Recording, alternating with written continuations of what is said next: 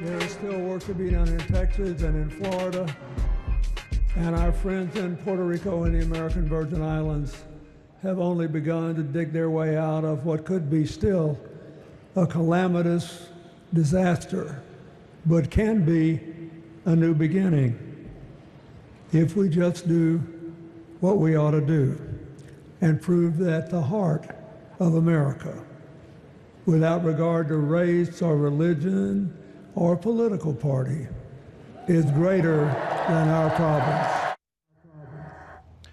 That was former President Bill Clinton Saturday, along with the 4 other former living presidents, at the One America Appeal concert held on the campus of Texas A&M University in College Station, Texas, to raise money for hurricane relief efforts. Clinton was echoing sentiments expressed last week by Presidents George W. Bush and Barack Obama that Trump is doing more to divide the country than unite it. Of course, at a campaign rally last Thursday for Virginia gubernatorial candidate Ralph Northam and Lieutenant Governor candidate Justin Fairfax, Barack Obama had this to say about Donald Trump. We're at our best not when we're trying to put people down, but when we're trying to lift everybody up, that our politics doesn't reflect our values. Look, folks don't feel good right now about what they see. They don't feel as if our public life reflects our best.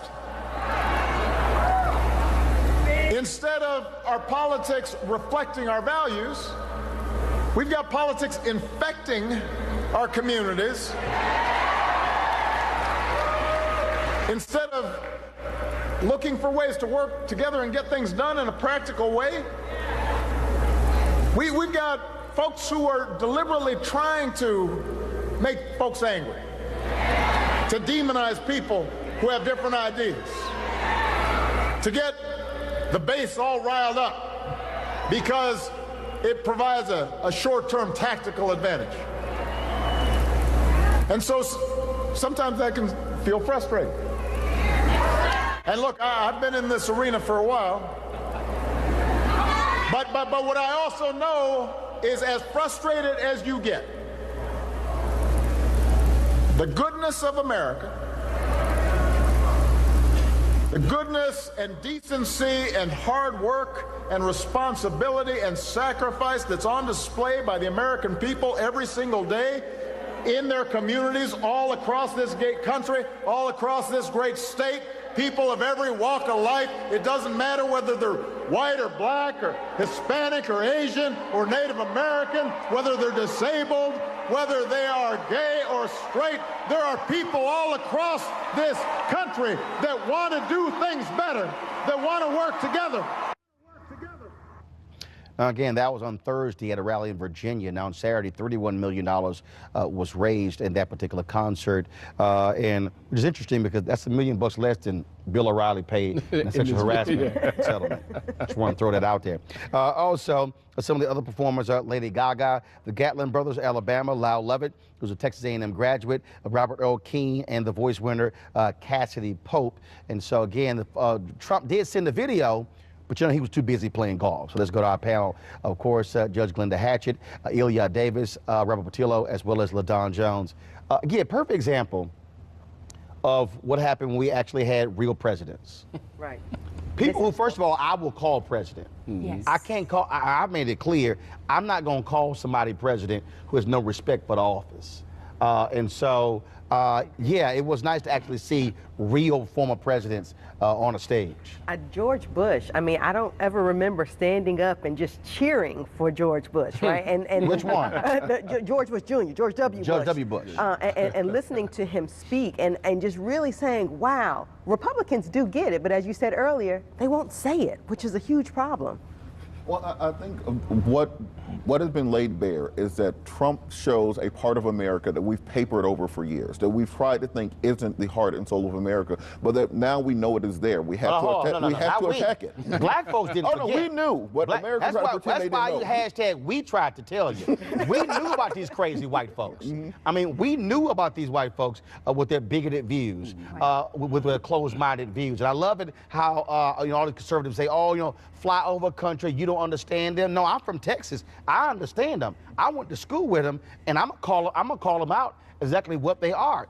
These are people who do not want to see America change. These are people who do not want to see progress, who want to keep holding on to power, which is white power.